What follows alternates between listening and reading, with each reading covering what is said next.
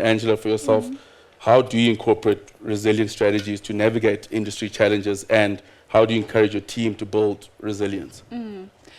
So the work I do is to help employers in this country manage the risk of lack of productivity, risks associated with employees not doing what you are expecting them to do in the workplace, which means that presenteeism, absenteeism, we heard about that this morning, are key concerns of ours, and because ultimately they lead to ill health and disability claims that come into the system. So from an industry perspective, our contribution is really to partner with employers and enable them to actually now start seeing the convergence of all that they do, because employers are faced with this. They've got EAP programs, they've got healthcare costs, they've got insurance costs, and they are trying to manage a risk that enables them to actually have environments that are caring.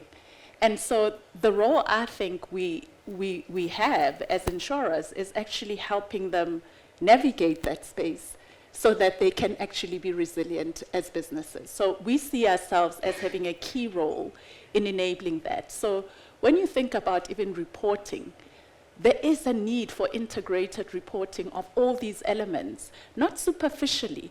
Really, understanding at the heart of it is about humans. It's about helping people become more resilient.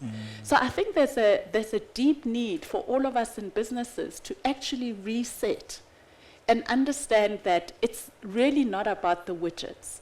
It is about really seeing the bigger picture and really solving for it. So I think we're very fortunate as a business to be at the heart of those conversations happening now.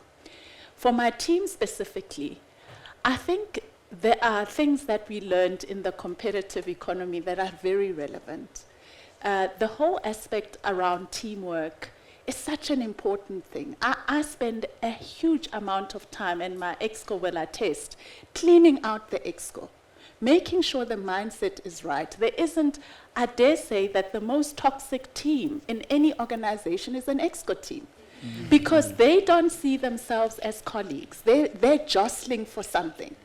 And then they've got their own teams, but they expect their own teams to be teams, but they themselves are not a team.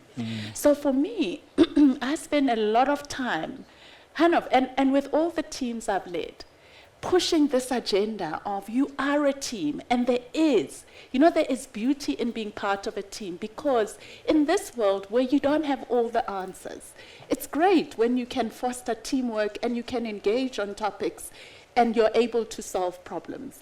And that builds resilience for leaders. If I see you as my mate to solve a problem, I show up differently at work. Yes. So we focus a lot on teamwork. The other thing that we focus on, which is the last point, is helping people continuously learn without being frightened. I think a lot of us have to kind of go through phases. I heard a stat, I don't know who mentioned it earlier. There are 5 generations in the workplace. What I got taught as an accountant doing articles is irrelevant now. And I have to really be in the business of having to remove all the junk that I learned for the 80s and 90s economy and be relevant now. So we spend a huge amount of time as well, kind of helping people start thinking of different models of solving problems for today, because the old models are out of date. So for me, the work of a leader right now to build resilience is phenomenal. I think it's amazing, because we're really now getting to the crux of the thing, which is how do we make people's lives better? Yeah. And that's the real job, so that's how we do it.